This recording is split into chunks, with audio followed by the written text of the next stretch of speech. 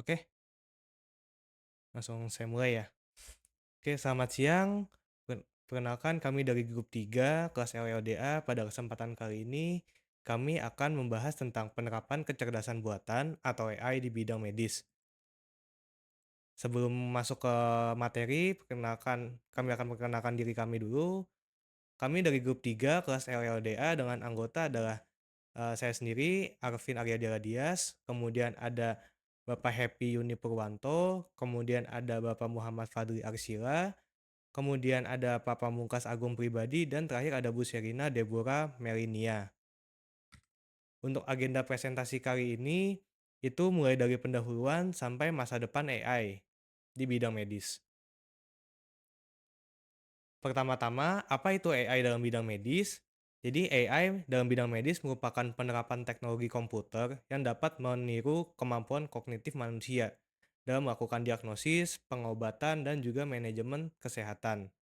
Kemudian pada saat ini, AI telah menjadi salah satu teknologi paling revolusioner dalam bidang kesehatan, mengubah cara dokter mendiagnosis penyakit dan memberikan perawatan kepada pasien. Kemudian, eh, pada saat ini, AI sudah diaplikasikan pada beberapa bidang medis seperti radiologi, kemudian onkologi, oftalmologi, bedah, dan terakhir ada farmakokinetik. Yang tentunya hal ini sangat membantu dokter dan juga pasien agar penyakit tersebut cepat sembuh. Oke, selanjutnya. Tantangan utama dalam bidang medis. Yang pertama adalah keterbatasan tenaga medis, kemudian fragmentasi data, kemudian keamanan dan privasi, bias algoritma, dan terakhir adalah regulasi dan standar. Next.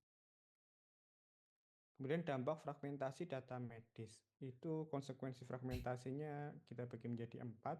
Yang pertama adalah diagnosis yang tidak lengkap karena riwayat medis terpecah, kemudian duplikasi pemeriksaan yang tidak perlu, keterlambatan dalam pengambilan keputusan medis, dan peningkatan biaya operasional rumah sakit. Solusi yang dibutuhkan untuk saat ini yaitu sistem yang terintegrasi dengan standar data yang universal untuk memungkinkan AI menganalisis informasi medis secara holistik. Data medis terfragmentasi 75%, kemudian 40%-nya waktu terbuang untuk integrasi.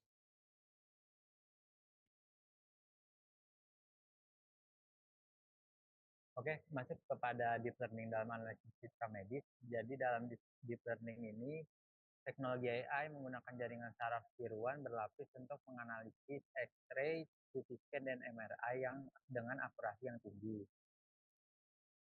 Aplikasi utamanya itu yaitu untuk mendeteksi pneumonia, analisis jantung, dan fraktur tulang, serta tumor otak. Next, Pak. Kemudian untuk natural language processing dalam medis, proses ini menganalisis catatan medis, laporan laboratorium, dan literatur ilmiah untuk ekstraksi informasi penting. Manfaatnya adalah untuk menghemat waktu dan analisis dokumen, ekstraksi informasi otomatis, serta meningkatkan interaksi pasien.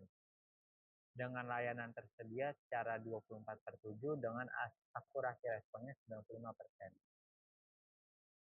Next, Pak.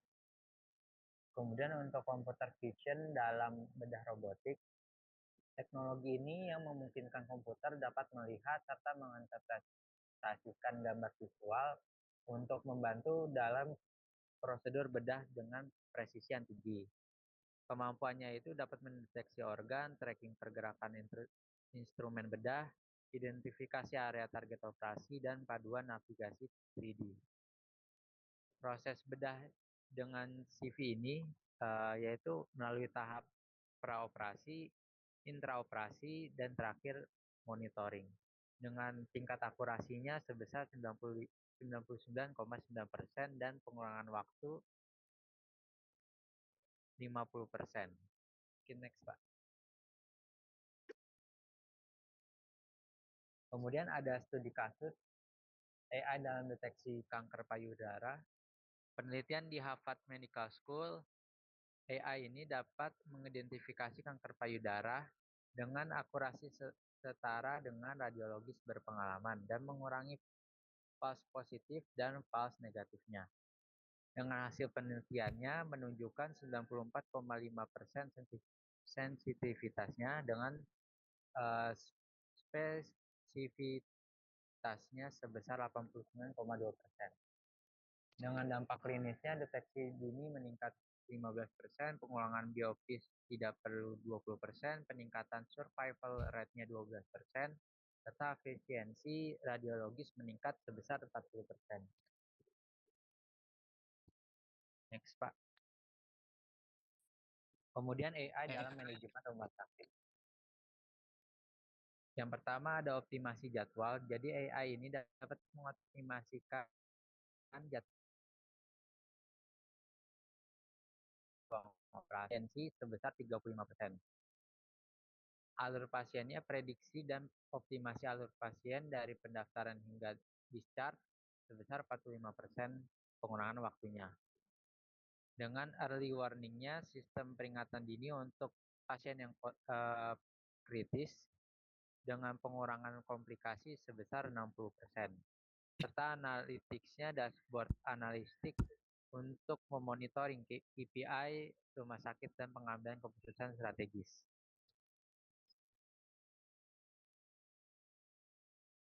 Next, Pak.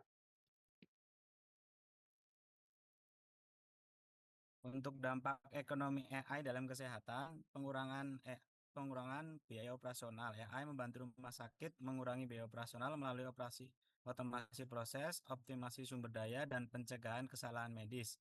Area penghematan utama meliputi efisiensi tenaga medis, pengurangan tes yang berulang, optimasi inventory, dan pencegahan kesalahan.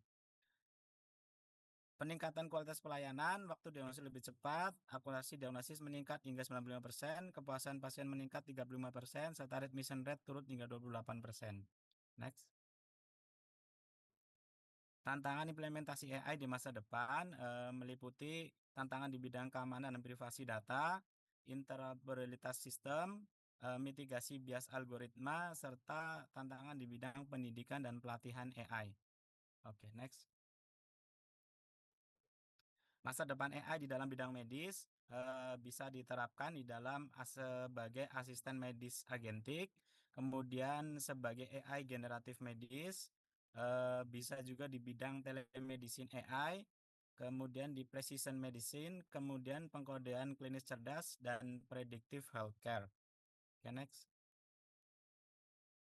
Untuk kesimpulan dari presentasi kami, pencapaian saat ini AI telah terbukti meningkatkan akurasi diagnosis hingga 95%, pengurangan biaya operasional rumah sakit hingga 25%, peningkatan efisiensi tenaga medis dan waktu diagnosis, serta implementasi sukses dalam radiologi, onkologi, dan bedah. Dampak transformatifnya, AI telah membawa perubahan paradigma dalam pelayanan kesehatan dari reaktif menjadi prediktif medicine, meningkatkan kualitas hidup pasien secara signifikan.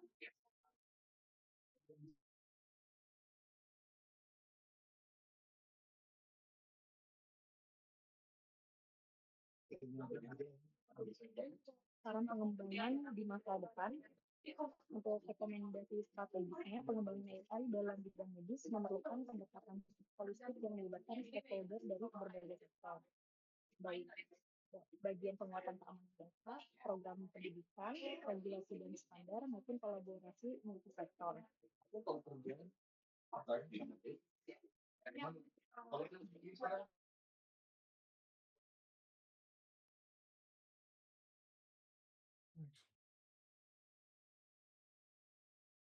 Oke, terima kasih dan ini adalah referensi yang kami gunakan dalam pembuatan presentasi ini. Oke, mungkin sebelum ditutup ada beberapa pertanyaan yang harus didiskusikan oleh kelompok kami. Yang pertama ada tantangan terbesar dalam penerapan AI di bidang medis dan solusinya. Mungkin dari teman-teman ada yang bisa bantu menjawab.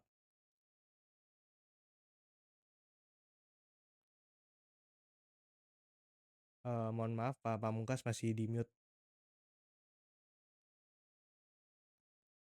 Baik, saya coba menjawab. Untuk tantangan terbesar dalam penerapan AI di bidang medis dan solusinya meliputi keamanan dan privasi data pasien, fragmentasi data medis, bias algoritma, keterbatasan tenaga medis terlatih, serta kurangnya regulasi dan standar yang jelas.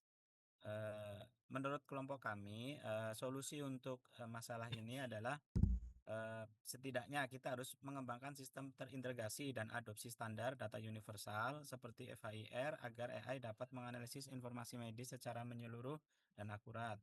Implementasi teknologi seperti blockchain untuk audit trail keamanan dan arsitektur keamanan zero trust.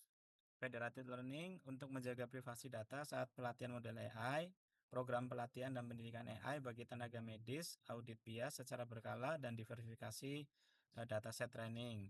Kemudian pengaturan regulasi yang lebih ketat dari pemerintah dan kerjasama lintas sektor meliputi rumah sakit, vendor AI, regulator untuk membangun framework AI yang etis dan aman. Seperti itu Pak Alvin. Oke, mungkin terima kasih Pak Pamungkas atas jawabannya. Kemudian untuk yang kedua ada dampak AI di bidang medis di masa depan. Jadi untuk dampak AI ini tentunya ada positif dan negatifnya. Mungkin dari teman-teman ada yang bisa bantu menjawab untuk hal tersebut. Oke, izin untuk dampak AI secara positif. Menurut kelompok kami, AI ini dapat membawa suatu transformasi yang besar. Yang pertama, meningkatkan akurasi diagnosis hingga 95%, serta mempercepat waktu diagnosis hingga 50% lebih cepat. Yang kedua, mengurangi biaya operasional rumah sakit hingga 25% melalui optimasi sumber daya, prediksi kebutuhan, pencegahan kesalahan medis, serta otomasi proses. Yang ketiga, mendorong personalisasi pengobatan berdasarkan data biomarker dan genetik pasien, serta memonitoring pasien secara real-time untuk pencegahan komplikasi. Yang terakhir, dapat meningkatkan kepuasan pasien, menurunkan readmission rate, serta memperkuat kemampuan dokter dalam pengambilan keputusan. Oke, dari sisi negatifnya yang pertama pelanggaran privasi atau kebocoran data medis, kemudian kemungkinan munculnya diskriminasi. Hal ini diakibatkan karena algoritma yang bias. Yang ketiga, ketergantungan berlebihan pada teknologi yang bisa menurunkan peran human touch dalam perawatan pasien. Yang terakhir adalah kesenjangan akses antara rumah sakit yang mampu mengadopsi AI dengan yang tidak bisa mengadopsi AI. Demikian Pak Arvin. Oke, terima kasih Pak Fadli dan Pak Happy.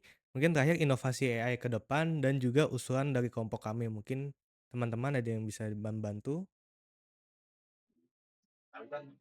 Untuk usulan buat inovasi AI ke depannya, mungkin bisa di pengembangan platform AI yang prediktif berbasis integrasi big data dan wearable devices untuk melakukan prediksi risiko penyakit secara proaktif, bahkan sebelum gejalanya muncul.